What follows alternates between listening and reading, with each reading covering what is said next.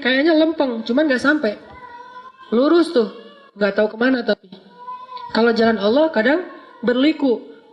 Dan banyak sekali pengalaman di jalan itu yang buat kita makin yakin sama Allah. Bikin kita makin bisa survive dari masalah yang akan datang. Bikin kita lebih tough ketika menghadapi masalah. Kenapa? Dididik oleh lika-liku perjalanan tersebut. Saya sama istri saya aja.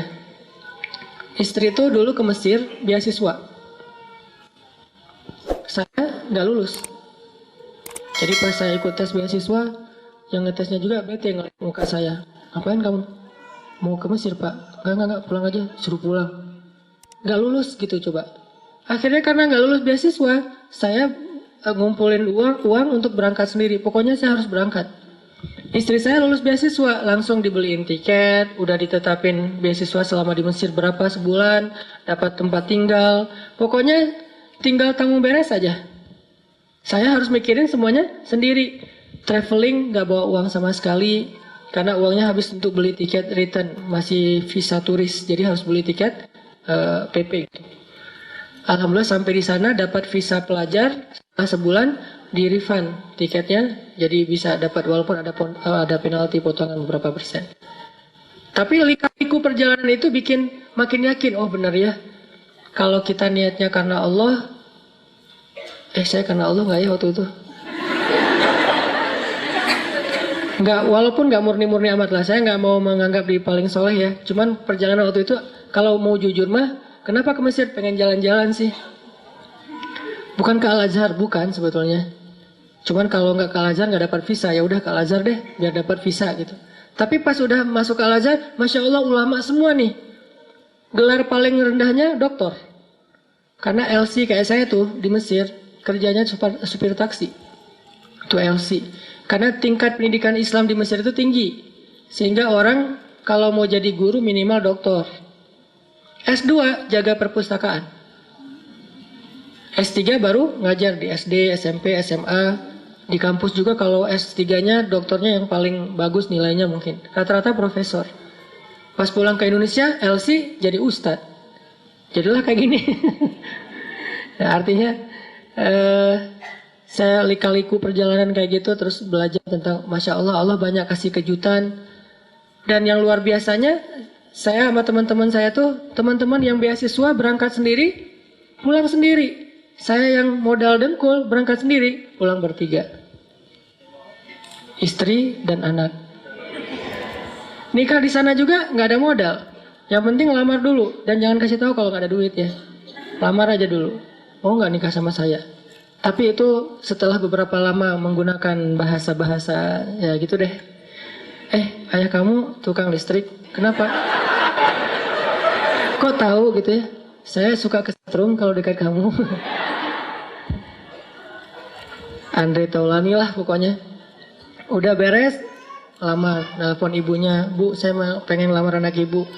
Oh gimana anaknya? Ya anaknya udah setuju Bu gitu. Aku langsung mewakili anaknya. Padahal anaknya juga belum jawab. Oh ya udah saya terserah anaknya. Udah beres semuanya baru bilang, boleh minjem duit dulu nggak buat mahar? Nah, baru dikasih tahu nggak ada duit. Alhamdulillah dipinjemin sama istri. Sampai sekarang belum dibayar. Pinjemin $500. Saya pakailah $500 itu buat kerja di Arab Saudi sebagai guide pas musim haji. Dorong gitu ya. Awal-awalnya nggak dapat job sama sekali, nggak ada mungkin nggak ada pelanggan. Jadi saya naik di atas dorongan wheelchair gitu, duduk aja depan. Ya Allah, nggak adakah hamba-hambamu yang sakit hari ini gitu ya. Dari pagi sampai sore ditungguin nggak ada yang sakit. Kayaknya jamaah haji sehat walafiat. Dan itu musibah buat saya. Akhirnya sore-sore ada jamaah haji Indonesia dari Solo keluar dari masjid, kelihatan kayak bingung gitu. Langsung saya samperin, ini kayaknya calon-calon nih, saya datengin. Bu, kenapa?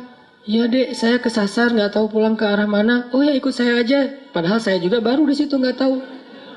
Ibu emang dari mana? Solo. Penginapannya di mana? Di daerah apa? Nggak tahu makanya. Oh gitu ya udah ikut saya aja Bu. Ada emang tahu? Insya Allah. pede nih. Bismillah. Ya Allah, masa saya akan lapar hari ini kan? Nih kayaknya nih rezeki yang Allah datangkan. Tapi kan kita harus ngadapin challenge-nya dulu. Jalanin. Jalan sama ibu tuh sambil ngobrol. Ternyata saya juga asal milih jalan sebetulnya. Gak tahu kemana. Ternyata pas lagi jalan, Dek itu kayak tempat tinggal ibu tuh. Bener Bu, coba deketin. Oh iya bener, alhamdulillah. Adek tahu aja jalannya dan segala macam. Mana saya tahu. Allah yang ngasih tahu. Akhirnya dia ketemu teman-temannya, sepanjang jalan kita ngobrol, dia rekomendasiin saya ke teman-temannya. Ujungnya apa? Dia besok bisa nggak ngantar kita lagi ke masjid supaya nggak kesasar? Oh siap. Dah. Mulai, dia ini ada nenek-nenek minta didorong. Alhamdulillah lancar. Pulang-pulang bawa beberapa ribu dolar, itu modal pernikahan kita. Kalau udah azam menikah, baru Allah kasih rezeki. Tapi kalau masih tanggung, nggak dikasih. Makanya kalau pengen dapat kejutan dari Allah, mantepin dulu aja, akad sama Allah. Ya Allah saya pengen nikah. Ya udah saya kasih rezeki. Kan bagian masing-masing kan, bagian kita menikah, bagian Allah memberi rezeki. Sehingga kalau kita datang ke calon mertua, nggak usah khawatir dengan pertanyaan-pertanyaan mainstream standar gitu. Kerja di mana? Lagi cari kerjaan Pak.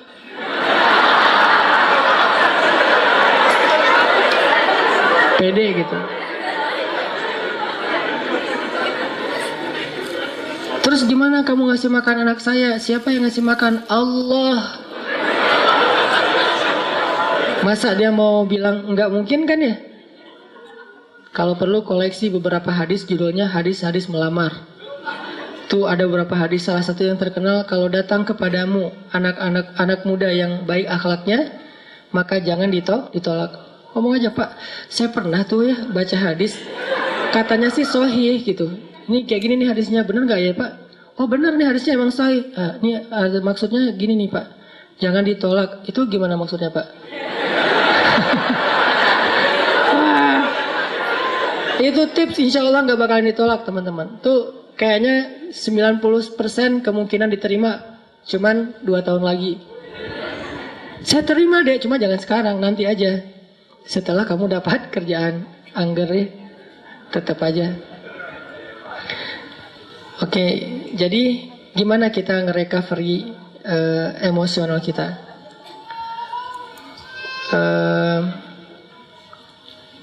Allah Subhanahu wa taala berfirman di dalam surat, kalau tidak salah Al-Ma'arij, innal insan khuliqa halu'a idza massahu syarr jazua wa idza massahul khair manu'a. Manusia itu labil. Idza massahu syarr jazua wa idza massahul khair manu'a. Emang kayak gitu. Manusia itulah labil. Terus recovery kelabilannya tuh kayak gimana? Ternyata recovery itu akan cepat dan bertahan kalau kita belajar yakin dan berpegang teguh kepada Allah. Cepat recovery-nya teman-teman. Para sahabat Nabi itu, gimana pun mereka soleh, mereka tetap manusia, kadang emosional juga. Tapi recovery-nya cepat. Contoh Abu Bakar pernah sakit hati sama keluarganya, ada saudaranya yang memfitnah Aisyah. Dia nuduh Aisyah itu selingkuh. Sakit hati kan Abu Bakar? Akhirnya karena Abu Bakar sakit hati, Abu Bakar pun bersumpah. Abu Bakar posting juga, kata Abu Bakar, demi Allah, saya nggak bakalan ngasih lagi pertolongan dan bantuan kepada orang itu selama-lamanya. Kenapa? Udah terlanjur sakit hati sama dia. Bersumpah Abu Bakar, nggak akan nolongin dia lagi. Ternyata Allah komen di postingan itu. Apa komenan Allah? Janganlah seseorang yang diberikan kelebihan harta di antara kalian, surat An-Nur, bersumpah untuk tidak membantu saudaranya. Maafkanlah, berlapang dadalah. Tidak sukakah kalau kamu Allah mengampuni dosa-dosamu? Ala tuhibbuna ayyaghfirallahu lakum? Akhirnya ketika Abu Bakar baca komen ini, astagfirullahaladzim, langsung Abu Bakar delete postingannya. Posting baru. Mulai sekarang saya akan bantu dia 2 kali lipat. Allah langsung first like. Ya. Itu yang terjadi di dalam surat An-Nur. Kenapa Abu Bakar sedih? Karena beliau manusia. Kenapa Abu Bakar sakit hati? Karena beliau manusia. Sesoleh apapun tetap aja dia manusia. Cuma recovery-nya cepat. Kenapa? Karena berakadnya dengan Allah, bukan dengan makhluk. Kalau kita berakad dengan makhluk, susah recovery-nya. Tergantung orang itu. Kalau kita berakad dengan Allah, cepat recovery-nya. Karena Allah Rahimun, Rahmanun, Karimun, Jawadun. Allah itu maha baik. Misalnya, kita marah sama orang lain. Terus kita maafin dia. Apa akad dengan Allah? Nanti Allah maafin saya. Makin besar dosa orang yang kita maafin, makin besar dosa kita yang dimaafin sama Allah. Dosa apa yang paling besar yang dilakukan seseorang kepada kita? Tadi, ditikung. Ustadz, nggak mudah Ustadz maafin yang kayak gitu-gitu Ustadz. Saya tuh udah berusaha ya selama 5 tahun. Di tahun kelima ternyata gagal gara-gara dia. Padahal dia datangnya cuma beberapa bulan terakhir. Kenapa bisa nikung? Dia teman curhat kita. Kita curhat ke dia, ternyata dia dapat info dari kita, dia jalan duluan. Kan sakit banget tuh. Makin sakit, makin berat, makin besar dosa yang kita maafin dari orang lain, berarti makin besar dosa kita yang dimaafin sama Allah. Minimal 10 kali lipat. Itu akadnya, sehingga jadi ada motivasi untuk memaafkan orang. Ya udah deh, saya maafin biar Allah maafin saya. Emangnya kita nggak punya dosa? Kalau kita mau ngitung dosa kita, nggak usah jauh-jauh. Dosa sholat aja kita udah banyak tuh. Kita udah ninggalin sholat sejak kita balik usia 12 tahun. Kan kita dulu sering ngerasa 12 tahun tuh masih anak kecil ya. Sehingga sholat suka belang-belentong gitu, nggak rapi. Kadang sholat, kadang enggak. Yang rajin cuma sholat maghrib doang ya. Isya subuh udah kelewat. Terus pas udah ABG dikit, usia 17 tahun masih sholat, cuma sering menjamak. Subuh dijamak dengan duha misalnya. Sholat juga subuh, tapi jamak. Dan itu istiqomah banget loh. Jadi dari bab sholat aja kita udah bermasalah, udah banyak dosa nih. Gimana mau amal-amal yang lain? Berarti caranya gimana? Maafinlah kesalahan orang yang lain supaya Allah maafin kesalahan kita. Akadnya sama Allah, recovery-nya gampang. Saya pernah pas di Bandung, mobil ditabrak dari belakang, serempet. Akhirnya penyok dan agak rusak. Terus orangnya marah duluan. Mungkin cara dia marah duluan biar ketahuan bahwa kita yang salah. Dia turun langsung marah-marah. Saya bilang, tenang aja, jangan marah-marah. Kita selesaikan baik-baik. Akhirnya dia agak down dikit, agak nyaman dikit, ngobrol. Tapi tetap aja keras, nggak mau. Dan pas di ini dia nunjukin kartu bahwa dia anggota. Nah, karena dia anggota nggak mau ribut, ya udahlah, saya ganti rugi 2 juta. Pas sudah ganti rugi 2 juta, dia pergi, saya berdoa, Allahumma ajurni fi musibati wa khluf li khairan minha. Ya Allah, saya dapat musibah nih. Beri dong ganti yang lebih baik darinya. Tinggal minta aja sama Allah kan. Akhirnya yang tadi kita udah kayak ngerasa sedih banget gara-gara kita udah mobilnya rusak, harus bayar ganti rugi orang lain yang salah lagi tuh. Karena dia mungkin pakai kekuasaannya daripada nanti ramai dan makin besar, habisnya udahlah 2 juta. Tapi minta ke Allah gantinya 20 juta. Lebih baik dari yang kita berikan. Gak lama seminggu kemudian benar-benar Allah ganti. 20 juta cash. Bukan sedekah, jangan selalu menerjemahkan keajaiban itu dalam bahasa sedekah. Bisa juga dapat usaha apa, jualan apa yang keuntungannya banyak. Kayak saya dulu di Mesir jualan bakso. Kalau ada acara-acara kayak gini nih saya ngeliat teman-teman di Jepang kayak nostalgia lagi kondisi dulu di Mesir ya. Lagi ada acara mahasiswa Indonesia di sana namanya PPMI gitu. Saya jualan bakso. Tapi saya nggak bisa bikin bakso, teman yang jualan. Terus saya bilang, ya udah kita bagi hasil aja ya, bagi 2. Kamu 30%, saya 70 gitu. Dia mau, alhamdulillah dia bikinin, terus saya ini jual. Terutama buat acara mahasiswa Malaysia. Kenapa? Karena menurut saya orang Malaysia nggak bisa ngebedain bakso yang enak sama yang enggak. Soalnya di Malaysia nggak terlalu banyak kan. Kalau di Indonesia kan banyak tuh bakso. Akhirnya jual ke Malaysia. Nggak terlalu enak juga mereka. Wah enak Pak Cik, tak apa-apa gitu ya. Udah jualan. Kalau orangnya enakan. Orangnya nyaman gitu, saya kasih baksonya banyak. Kalau orangnya mukanya agak-agak kurang nyaman, kasih aja 2 lah. Nggak usah banyak-banyak datang. Pak Cik, mau bakso? Oh ya, kasih 10. Datang lagi, diam-diam mau apa? Bakso, kasih 2. Pas, kok beda? Beda bangetnya. Wajahnya beda gitu. Kalau yang datang macet-macet, 15 lah gitu ya. 15 macet, 15 mah. Untung nggak? Untung tetap alhamdulillah.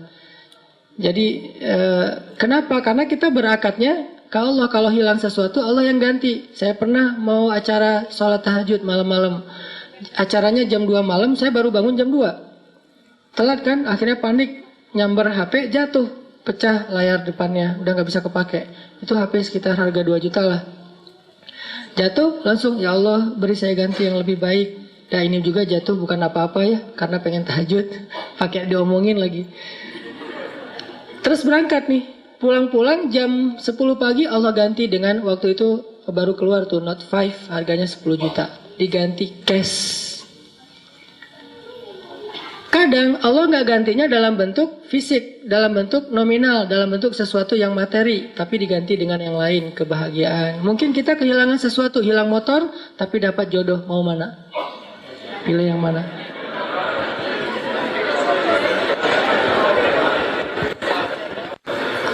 Jadian nih gara-gara nikmat hilangnya motor. Pas ketahuan kita nggak punya motor, putus lagi.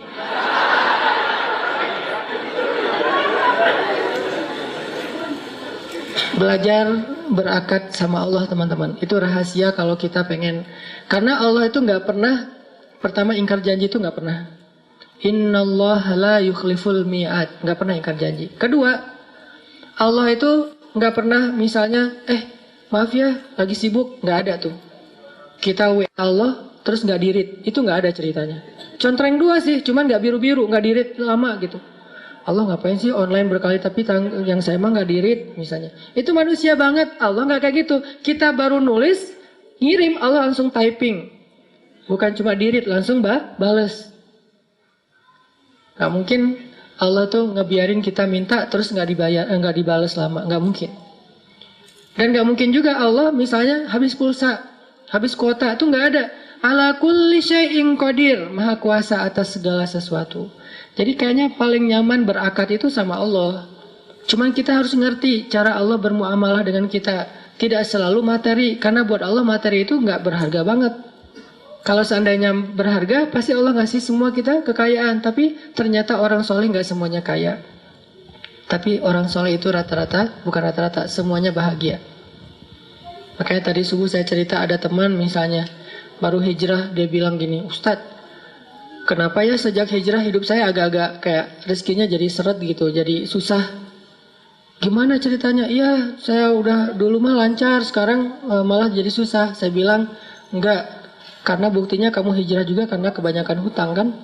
Berarti selama ini sebelum hijrah, enggak lancar rezekinya, yang lancar hutangnya. Setelah hijrah, Allah permudah untuk membayar hutang itu. Bukan rezekinya seret, tapi rezekinya dibagi. Sebagian dipakai, sebagian untuk bayar hutang. Allah udah kasih solusi. Nggak mungkin lah Allah ngecewain kita yang berhijrah karena Allah. Itu nggak mungkin. Jangankan Allah nih, Nabi Muhammad aja nggak pernah membiarkan ada yang datang ke beliau ditolak dalam keadaan nggak dikasih apa-apa, itu nggak ada. Semua yang datang ke Nabi meminta sesuatu, pasti pulangnya membawa sesuatu. Apa aja? Pernah Nabi lagi jalan pakai baju baru gitu. Baru dikasih sama Raja Khurasan. Kasih baju. Bajunya warna merah. Bukan gamis ya, baju biasa. Warna merah. Dipakai sama Nabi. Terus dilihat sama orang miskin, sahabat. Ngomongnya, Muhammad, itu baju bagus juga ya? Gitu. Nabi pas diomongin kayak gitu, Nabi tanya, kenapa mau? Gitu. Mau. Dibuka sama Nabi, Nabi pulang gak pakai. Dan Nabi juga kalau pulang nggak pakai baju masih keren ya, 6 pack gitu. Kita nggak pakai baju 0 pack kan agak-agak gimana gitu kan ya. Kan perut Nabi itu 6 pack kata sahabat, seperti batu yang tersusun kan. Itu karena mungkin beliau bukan nge-gym sih, sering naik kuda, itu kan kayak orang bisa seluruh tubuhnya tuh gerak, akhirnya bagus badan Rasulullah. Nabi nggak pernah mau ngecewain orangnya. Terus Nabi jalan pakai syalnya syal baru gitu. Untungnya nggak pakai kupluk baru ya, pakai syal doang gitu. Datang orang Badui ditarik syalnya, dilepas sama Nabi dikasih. Ada yang datang ke Nabi, ke Aisyah misalnya, Aisyah tuh cuma punya 3 butir korma, dari pagi belum makan. Untuk sahur aja nggak dimakan karena pengen dipakai untuk buka puasa hari itu. Datang satu orang ibu dengan 2 anaknya. Karena lapar bilang, Aisyah saya belum makan dari pagi. Aisyah langsung ngambil ngasih. Jadi nggak makan sahur, nggak berbuka puasa. Kenapa? Karena sifat Nabi itu tidak ada yang datang kepada beliau pulang dalam keadaan tangan kosong. Itu nggak ada. Nabi aja kayak gitu, apalagi Tuhannya Nabi, Allah Subhanahu Wa Taala. Nggak ada yang datang kepada Allah pulang dalam keadaan kecewa, itu nggak ada. Kalau dia kecewa, berarti dia nggak ngerti cara berakad sama Allah. Dia salah paham dengan cara-cara Allah. Kalau dia ngerti Allah, gak bakalan kecewa. Dia tahu banget Allah maha baik. Allah yang selama ini nolongin saya. Allah yang yang menyelamatkan saya.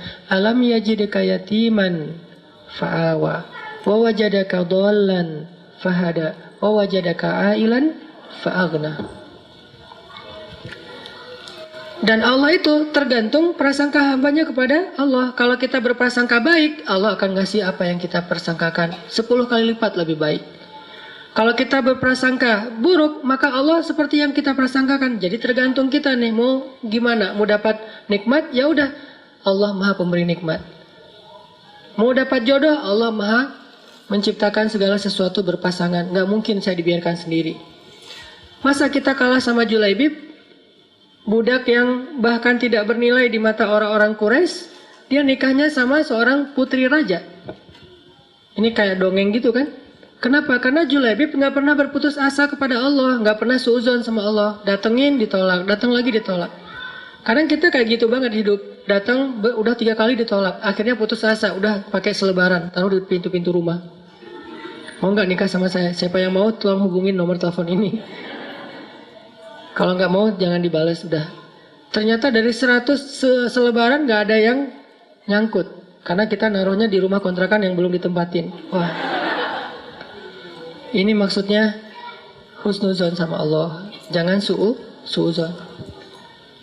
Begitu kita husnuzon sama Allah, baru berbaik sangka. Kadang-kadang kita baru membatin, Allah udah kabulkan. Di Bandung tuh banyak tuh kejadian kayak gitu.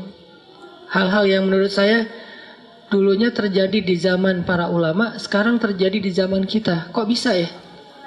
Mirip dengan kisah Imam Ahmad bin Hambal yang datang ke Basroh gara-gara ada yang beristighfar kan di Basroh. Itu terjadi loh di Bandung dengan saya. Suatu hari saya datang ke masjid markasnya Pemuda Hijrah, Masjid Al-Latif di Bandung. Ada rapat gitu, kita sering rapat. Terus karena macet saya nggak mau naik kendaraan sendiri, pesan ojek online, berangkat. Dari pagi sampai sore. Di masjid itu saya sholat zuhur dan asar ngimamin, karena lagi ada saya di situ, ya udah sekalian ngimamin. Pas sudah selesai asar, udah beres semua rapat, saya order lagi, ada yang ngambil ojek online, jalan. Di tengah jalan orangnya ngobrol, Mas, suka sholat di masjid itu juga? Saya bilang, ya sesekali. Saya bilang, iya ya, masjid itu ramai sekarang, anak-anak mudanya luar biasa itu masjid. Saya juga suka sholat di situ, kata dia. Itu ada tuh imam muda, siapa namanya di situ teh? Muzammil. Ya Muzammil tuh suaranya bagus ya. Ya alhamdulillah. Mas suka ikut talim juga di situ. Kadang-kadang saya bilang. Oh iya hebat, itu talimnya ramai banget tuh. Ada juga tuh ustadz siapa gitu yang suaranya kayak cewek, kata dia. Saya mulai nih, nyari masalah nih tuh. Tapi saya senang dengar boosternya YouTube segala macam, gurunya Muzammil, siapa ya namanya? Siapa? Hanan? Iya Hanan gitu, itu luar biasa. Mas suka dengar ceramahnya juga? Suka. Dan saya nggak bohong kan, karena emang saya kadang-kadang dengerin booster, 1 minute booster itu juga kayak dapat hidayah. Dapat hidayah dari diri sendiri. Saya dengar, Masya Allah nih Ustadz enak juga ya ceramahnya. Saya kayak dapat hidayah dari ceramah diri sendiri. Kayak misalnya ceramah tentang diri, ngereject Allah. Allah manggil reject. Sehari 5 kali kita ngereject Allah, tapi Allah nggak pundung. Kita baru mungkin ngerasa kayak belum dikabulkan doa aja udah pundung fisabilillah. Kan banyak yang pundung fisabilillah. Pundung di jalan Allah kan banyak tuh. Allah nggak pernah pundung. Itu bikin saya, iya ya Allah sering kita reject tapi nggak pundung. Datang lagi besok, datang lagi lusa, datang lagi. Bertahun-tahun Allah manggil kita, seringnya kita reject. Rejectnya itu kasar lagi tuh. Kok udah azan aja sih? Kan kasar banget ya rejectnya. Nah itu saya bikin, oh Masya Allah nih ceramahnya luar biasa. Dapat hidayah. Saya juga senang dengar ceramahnya. Saya bilang, iya. Mas di situ jadi jamaah atau orang PKM juga? Ya ngurus masjid juga sedikit-sedikit. Dia mulai curiga gitu. ngelihat ke belakang dikit-dikit. Mas tadi yang imam sholat zuhur ya? Ya, saya bilang. Asar juga? Ya. Mas ini namanya siapa gitu? Saya bilang Hanan. Hanan yang mana nih? Mulai oleng dia tuh. Hanan Ataki langsung wah gitu. Berhenti rame heboh di perempatan jalan, coba semua orang ngelihat ke arah kita. Hanan Ataki, masya Allah gitu, dia langsung berhenti. Memang lampu merah sih, bukan gara-gara itu, berhenti. Langsung berhenti terus ngeliat, dia ngomong, masya Allah, saya selama ini tuh sering berdoa, ya Allah kalau ikut talim, saya pengen banget ketemu Ustadz itu, tapi jangan di taklim yang berdua gitu, gimana caranya? Istighfar, salawat. Ternyata Allah kabulkan sebulan doang loh, dia kayak gitu. Sebulan kemudian Allah kabulkan, saya order ojek online, dia ngambil, akhirnya kita satu ojek berdua. Ngobrol sepanjang jalan, sampai ke rumah tuh heboh. Di rumah dia minta selfie, sampai ke tetangga pada ngeliat, ada apa sih, rame gitu. Heboh gitu kan, Masya Allah ternyata dia berdoa dengan istighfar dan salawat. Allah kabulkan, bukan saya yang soleh, dia yang soleh, makanya doanya dikabulkan. Kayak saya cerita, kayak saya mah bukan tipe istri saya. Justru dia nggak pengen yang kayak saya. Kenapa? Banyaklah. Pertama, Dove lah ya. Warnanya agak gelap. Keseringan di pantai. Terus yang kedua orang Sumatera. Kan buat orang Jawa mungkin Sumatera dianggap keras gitu ya. Padahal enggak kan? Sumatera itu dianggap keras. Ada yang curhat Apalagi orang Sumatera kuliah di Mesir. Mesir itu Sumateranya Arab. Yang paling keras tuh Mesir tuh di Arab teh. Tapi walaupun keras mereka tuh orangnya nggak baperan. Keras doang, cuman nggak sampai ke hati. Ngomong nyapa, hey bro, tapi kayak orang marah-marah. Kamu ini nyapa atau marah? Nyapa. Oh ya. Saking ininya. Sehingga buat istri saya ketemu orang Sumatera. Awal-awal nikah itu banyak yang nggak nyambung. Menurut istri saya lagi marah. Menurut saya nggak lagi marah. Salah saya apa? Saya bilang. Dia udah baper misalnya. Karena beda culture antara Jawa sama Sumatera. Sumateranya Aceh pula. Yang di kampung saya itu memang markasnya GAM juga. Jadi kita terbiasa ngomongnya teriak-teriak. Akhirnya istri saya ngambek. Pas kita mau foto wedding lagi tuh. Habis nikah mau foto berdua, foto keluarga. Ngambek akhirnya dia naik tram yang di tengah kota itu yang lambat gitu tuh. Dia naik, saya kejar, tapi di slow motion gitu. Saya kejar, akhirnya karena nggak kekejar, dia naik di gerbong depan, saya di gerbong belakang. Tapi saya berdiri di pintu ngelihat, kalau dia pas sudah berhenti di halte mana, saya lihat dia turun nggak? Oh belum turun, saya tungguin. Belum turun, pas dia turun, saya turun juga. Wah ngejar-ngejar, akhirnya kita foto dalam keadaan bete. Dan foto itu masih ada sekarang, wajahnya wajah bete. Saya bukan tipenya banget tuh. Ditambah lagi di Mesir, saya bukan orang yang terkenal yang nilainya bagus, yang berprestasi secara akademik seperti Ustadz Abu Somad. Enggak, main aja kerjaannya. Sehari makan di restoran itu 3 kali. Kenapa? Karena saya sambil kuliah, sambil kerja kan. Alhamdulillah kasih banyak rezeki tuh. Beasiswanya banyak, terus saya dolar keliling lah. Terus bakso, tahu, segala macam lah. Pokoknya ayat-ayat cinta aja. Habibur Rahman yang menulis buku itu bukan cerita tentang beliau, justru cerita tentang saya yang nggak nulis. Karena yang kayak saya itu ada beberapa orang yang emang kerja mungkin kurang mampu lah ya. Tadi anak tukang pangkas kan. Lagian saya ngirim ke adik-adik saya yang lagi sekolah di Aceh. Saya kirim, mak butuh apa? Ya mau mau Ramadan tapi di rumah nggak ada kulkas. Ya udah berapa harga kulkas? Dikirim beri kulkas. Kulkas pertama ada di rumah kita tuh pas saya di Mesir. Mak butuh apa lagi? Ya mau pasang telepon, masa mama harus ke tetangga terus nggak enak kalau ditelepon sama kamu. Ya udah pasang, kirimin. Adek butuh apa? Baju baru, kirimin. Alhamdulillah ada rezeki nih. Nah, tadi cerita apa? Apa tadi teh? Kok jadi kemana-mana? Ya itulah pokoknya. Intinya agak gagal fokus. Intinya bahwa ketika saya di Mesir itu, alhamdulillah saya itu bukan tipe istri tapi dia bisa terima. Pas saya datang kayak nggak bisa nolak gitu. Kenapa? Karena kita kuat-kuatan doa. Mungkin ternyata Allah lebih mengijabah doa saya daripada doa dia. Kalau dia, ya Allah jangan yang itu, jangan yang itu, jangan yang itu. Saya, ya Allah yang itu banget deh. Ternyata Allah mengijabah. Ustadz dilawan ya. ya Allah. Tahajud, begitu diterima, tahajudnya lupa. Kebiasaan manusia tuh gitu. Ya Allah, yang itu banget, yang itu banget. 4 ciri yang ada, yang dia pantengin. Nggak boleh saya banget, ada pada saya 4-4-nya. Pas saya tanya, kenapa kok kamu terima? Karena kamu punya yang kelima, apa? Hati kamu. Kenapa dengan hati saya? Enggak lah ya. Yang jelas, Allah yang menggenggam segala sesuatu. Minta aja sama Allah. Bukan sama makhluk. Makhluk boleh kita minta tolong segala macam. Cuma bergantungnya jangan kepada makhluk. Kalau kita gantungnya sama Allah, dimudahin banget.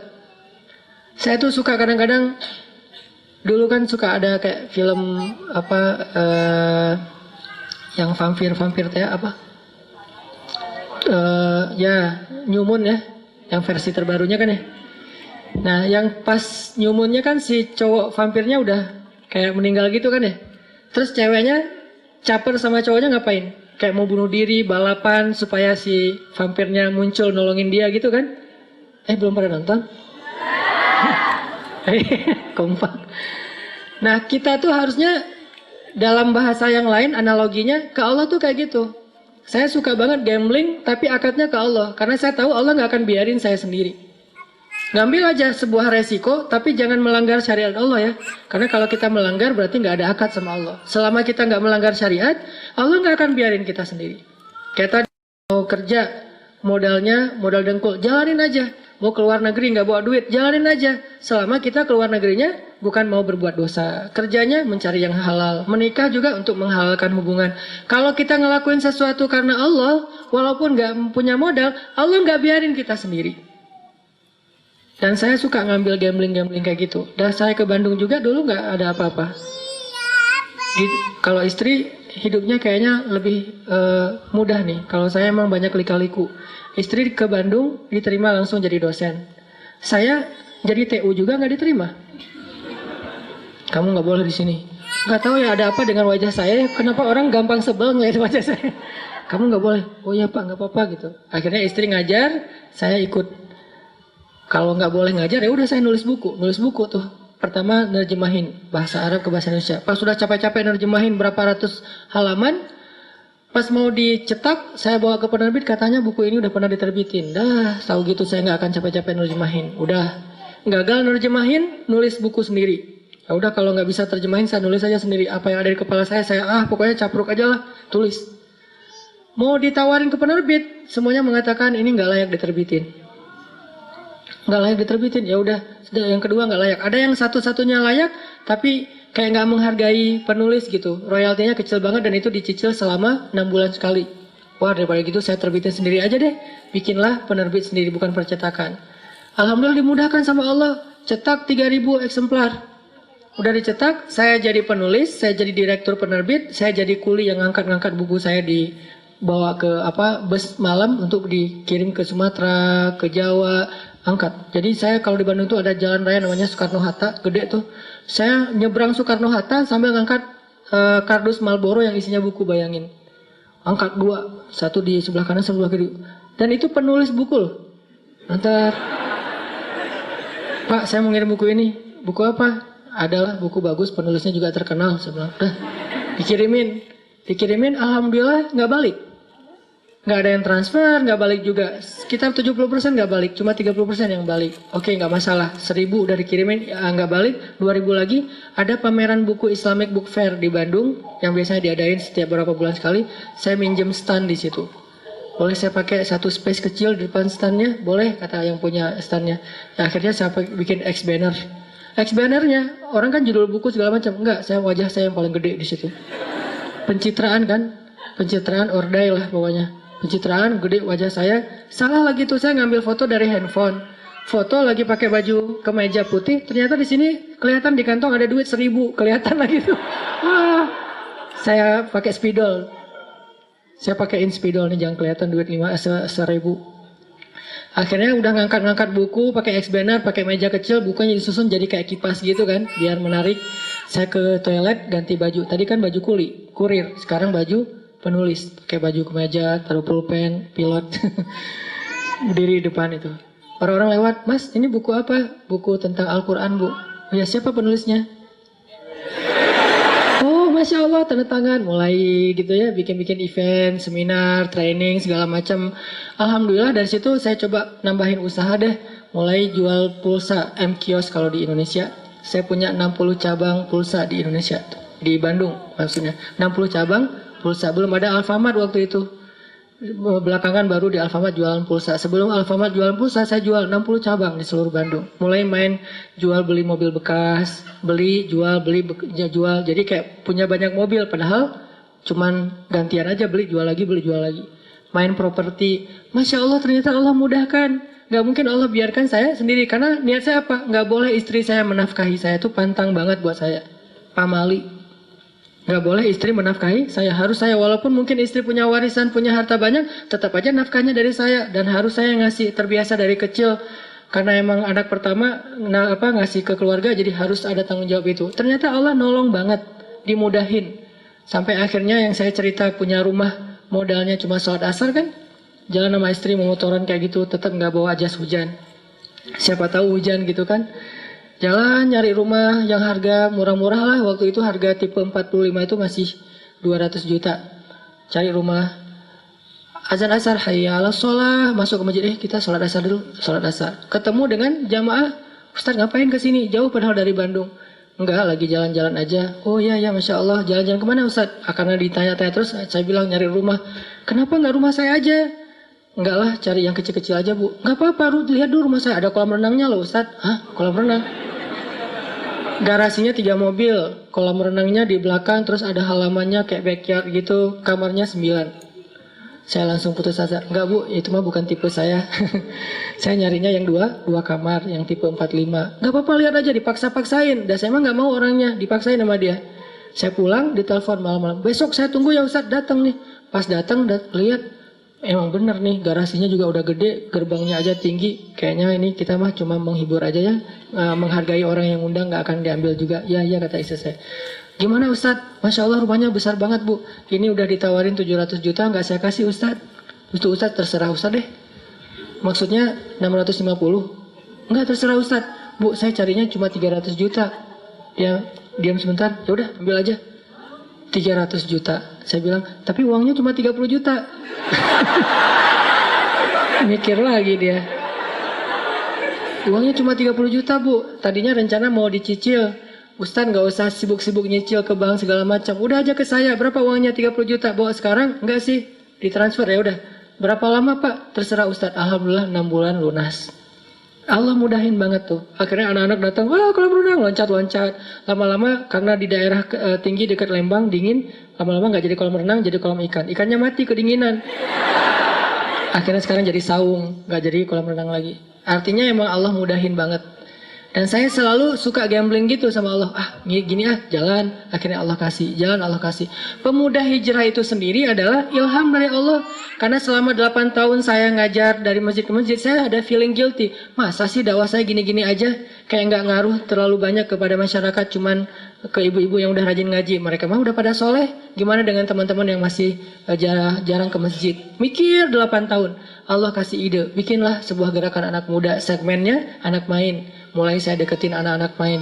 Main apa yang paling seru anak muda nih? Misalnya BMX sama skateboard. Saya coba golosoran gitu ya, skateboard. Walaupun nggak bisa ngetrik. Wah enak ternyata. Apalagi pas misalnya di ball gitu kan, angin-anginan gitu. Terus coba Ustadz yuk ke laut, coba main surfing. Pedal, awal-awal pedal tuh tangan kaku. Karena kan berat banget kan pedal. Sampai pas sholat habis pedal tuh nggak bisa angkat tangan, nggak bisa gini. Jadi sholatnya nggak bisa digerakin, awalnya kaku. Lama-lama teman-teman server, ternyata emang server di Indonesia itu banyak yang legend ya, hebat-hebat. Server-servernya pada respect karena dianggap Ustadz bisa pedal juga udah uyuhan kan, Ustadz pedal doang gitu kan ya. Pas segitu udah lumayan lah untuk Ustadz mah pedal doang, walaupun datang ombak lari gitu. Ombak, Allahu Akbar, lari gitu. Apalagi kalau udah barrel gitu kan, itu bahaya banget. Sampai pernah dihempaskan ke bawah sampai habis ini. Walaupun nggak seperti hempasan masa lalu sih, masih lumayan lah. Dihempasin. Artinya dimudahin sama Allah dalam jalan dakwahnya sampai alhamdulillah jadi tren di Indonesia. Anak muda berhijrah di seluruh Indonesia sekarang, anak muda itu rajin taklim ke masjid. Itu semuanya dari Allah. Tinggal mau nggak kita meniti jalan Allah walaupun kadang nggak terlalu jelas. Karena emang nggak mau ngasih tahu kepada kita Allah tuh semuanya, dikasih tahu hanya beberapa step ke depan biar kita makin yakin sama Allah dan bergantung kepada Allah. Intinya, yuk teman-teman belajar lebih yakin lagi sama Allah, berakad dengan Allah ketika kita hidup, libatkan Allah dalam setiap masalah kita. Maka la yudayya'akallah, Allah nggak bakalan ngecewain kita. Itu aja yang bisa saya sampaikan.